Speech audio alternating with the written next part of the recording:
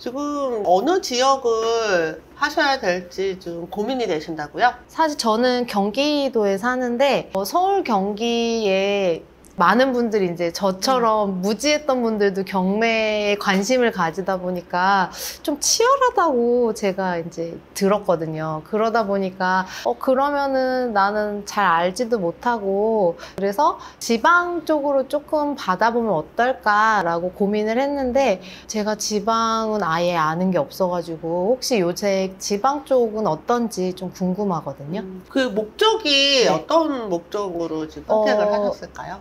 앞에서 설명해 주셨을 때 이제 지방은 전세 세팅은 조금 권하지 않는다고 말씀을 해 주셔서 그러면은 월세로 했을 경우에 그 월세 수요가 조금 있는 편인지 그런 것들이 좀 궁금해요. 일단 이제 전세랑 월세 임대 놓는 임대인의 입장에서 먼저 말씀을 드리면 전세는 한 번 돈을 받고 그 다음부터는 계약 기간이 끝날 때까지 전세입자랑 특히 뭐 연락할 일이 별로 없어요. 네네. 그런데 월세는 매달 임차인이 월세를 보내잖아요. 네. 집에 있는데 우리 집 수도꼭지가 막혔어. 그러면은 임차인이 집주인한테 연락하겠죠.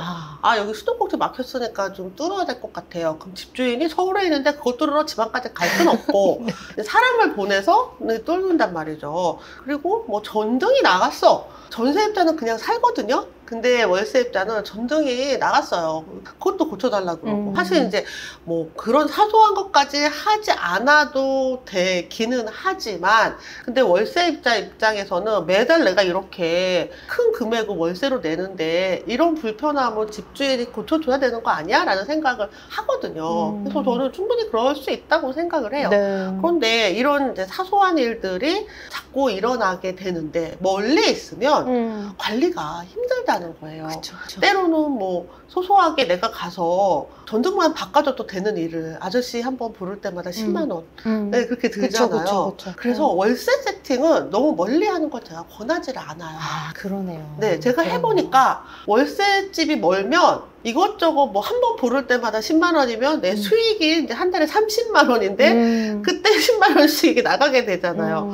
그래서 굉장히 불편합니다. 그래서 지방 같은 경우에는 월세 세팅 제가 별로 추천 안 드리고요. 그러니까 지방에 계신 분은 괜찮아요.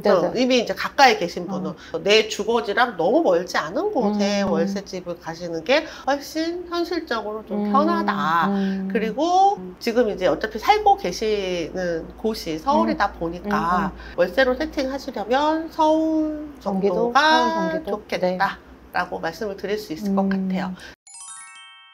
그 지방은 지방 전세도 좀 고려하셔야 된다는 게 지방 같은 경우에 뭐 지역마다 많이 차이가 있지만 미분양이 좀 심각한 곳도 있고 새로 입주가 아직 예정되어 있는 곳들도 있고 그러다 보니까 이제 가격 추이를 잘 보고 들어가셔야 되고요. 어쨌든 2년 후에 이 물건이 가격이 상승할 여지가 있는가를 충분히 고려하셔서 들어가시는 게 좋겠다라는 거예요. 그래서 그런 점에서 보면 2년 후에 가격이 상승할 여지가 있는 곳은 명백하게 서울이고요. 그쵸. 네.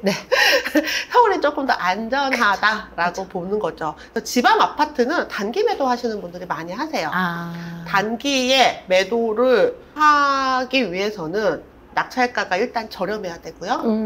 경쟁이 덜해야 되는데 서울 수도권은 경쟁이 너무 심하다 보니까 낙찰가가 많이 저렴하지가 않아. 그래서 지방 아파트 중에서 저렴하게 낙찰 받을 수 있으면서 거래가 살아있는 물건들을 하러 지방 아파트를 많이 하고 계십니다. 그러면은 이제 지방에 살고 있어서 실거주하는 위치와 월세 세팅하는 게 가까우면은 추천하지만 그게 아닐 경우에는 비추.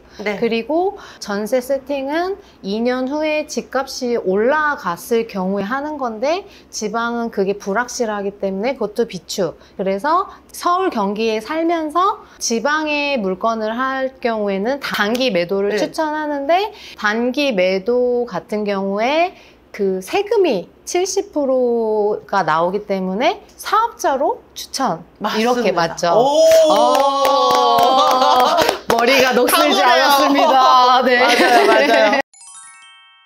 그러면은 저는 조금 좁힐 수 있는 게 어쨌든 사업자를 낼 건 아니기 때문에 서울 경기권에서 이제 월세로 세팅할 건지 전세로 세팅할 건지 그걸 고민을 해봐야겠네요. 맞아요. 그러면은 그렇게 됐을 때 제가 어쨌든 잔금을 대출을 할 거기 때문에 제가 나올 수 있는 수익을 계산을 해봐야 되잖아요. 네. 그러면 그거를 어떻게 계산을 해야 되는지 좀 그게 궁금하거든요. 처음에 이제 물건을 선택을 하고 내 목적, 월세나 아니면 전세나 단기 매도나 이 목적에 맞춰서 수익을 계산하는 제가 이제 엑셀 표를 갖고 네. 있어요. 근데 이제 저희 수업할 때는 항상 그 엑셀 표로 연습을 하는데요. 네. 그렇게까지 하지 않아도 간단하게 계산할 수 있는 방법이 있어요. 네. 만약에 월세로 임대를 한다라고 하면 낙찰 가능 가격, 입찰할 가격을 정하고 네. 그리고 거기에서 대출을 80%를 받을 거잖아요. 네. 나머지 20%는 내 자금이 들어갈 거예요. 네. 그래서 예를 들어서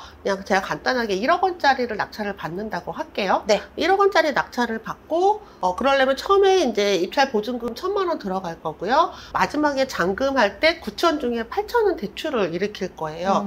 그러면은 8천에 대한 대출을 이자를 계산을 해야 되겠죠. 그래서 뭐 30년 원리금 분할 상환 뭐 이렇게 계산을 해보면 얼마가 나올 거예요. 네. 그리고 내가 이 물건을 임대로 했을 때 나는 이 물건을 월세 보증금 3천에 월세 80으로 세팅을 할 수 있을 것 같아요. 라고 하면 월세 80을 받아서 이자 뭐 한 50을 내고 남는 내 돈이 매달 30만 원이구나 이렇게 계산이 되고 내가 지금 들어간 돈이 물건 처음에 입찰할 때 1,000만 원, 잔금할 때 1,000만 원, 2천에다가 또 세금이나 부대 비용들이 아마 좀 한 500 정도 들었을 거예요. 그러면은 보증금 3천을 받아서 그 2,500이 다시 이제 다 세팅이 되고 네. 그리고 실제 내 손에 500만 원과 매달 30만 원이 남게 되는 거죠. 근데 더하기 빼기예요. 그러네요. 네. 만약에 전세로 세팅을 한다고 할게요. 만약에 이 물건이 1억 원짜리인데 이런 서울 빌라 같은 경우에는 물건의 가치보다 매우 저렴하게 낙찰을 받을 수 있다고 했잖아요. 네. 이 물건의 가치가 1억 5천이고요. 공시가가 1억 원이에요. 근데 내가 낙찰을 공시가 1억 원에 받았다고 할게요. 그러면 공시가의 126%까지 전세가 나가거든요. 그러면 이 물건의 전세 가능 금액은 1억 2,600이겠죠. 네. 나는 1억 원에 낙찰을 받았고 세금이나 뭐 이런 것들 한 500만 원이 들어간다고 치면 낙찰을 받아서 대출 일단 일으켜서 네. 대출을 일으킨 후에 잔금 납부를 하고 소유권 이전을 한 다음에 임차인에게 전세로 임대를 하게 되면 네. 1억 2,600이 들어오잖아요. 네네. 그러면 내가 세금이나 이런 거 내고 500 빼도 한 2천만 원 정도 남겠죠.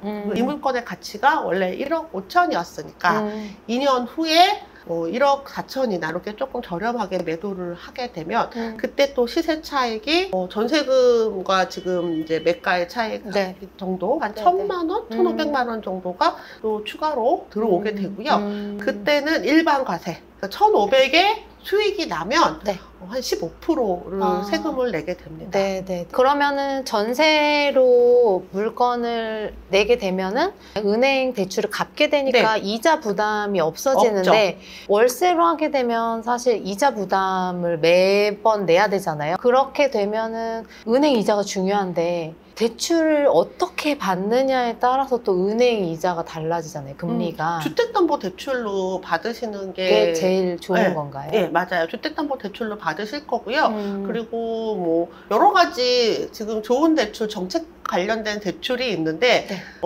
신생 같은 네네네. 그게 되나요? 경매에도? 네, 근데 안 된다는 건 아닌데요. 네. 신생아 특례를 경락잔금 대출로 나가지는 아직 않았어요. 그래서 지금 신생아 대출을 받으실 수 있는 상황이죠. 네. 그러면 일반 경락잔금 대출을 한 이후에 신생아 대출로 대환하면 돼요. 신생아 대출은 일반 대출에서 대환을 할 수가 있거든요. 그러면은 그런 정책자금 대출은 금리가 매우 낮죠. 네. 그런 방법을 쓰시면 제일 좋을 것 같아요. 제가 그 신생아 대출이 금리가 낮은데 사실 내야 되는 서류도 엄청 많고 기간도 길고 길더라고요. 바로 나오는 게 아니라 서류 정리해서 은행에서 맞아요. 해주는 게 길다 보니까 경매랑 좀 맞지 않아가지고 괜히 맞아요. 불안한 요소가 생길까봐 엄청 걱정을 했는데 그래서 경매로 사실 처음부터 잔금을 하기는 쉽지 않아요. 현실적으로. 그래서 일반 대출로 받으셨다가 그리고 신생아 대출로 대환하시는 게 대환이라는 건 대출을 네네. 갈아타는 걸 말하는 네, 거거든요. 네네. 신생아 대출 받아서 기존 대출을 상환하면 금리가 매우 저렴해지죠. 그럼 표정이 밝아지셨어요. 그쵸. 근데 또 그렇게 되려면은 네. 사실 이게 월세 전세 세팅이 아니라 신생아 대출로 하게 되면 실거주로 가야 되잖아요. 맞아요. 그죠? 실거주요. 그쵸. 그래서 또 다시 한번 고민을 해봐야겠다. 그러니까 실거주 하시려는 분들은 직접 낙찰 받아서 신생아 대출로 대환하시면 되겠네요. 임대라서 그게 안 되겠네요. 그러면은 임대를 미루고 실거주를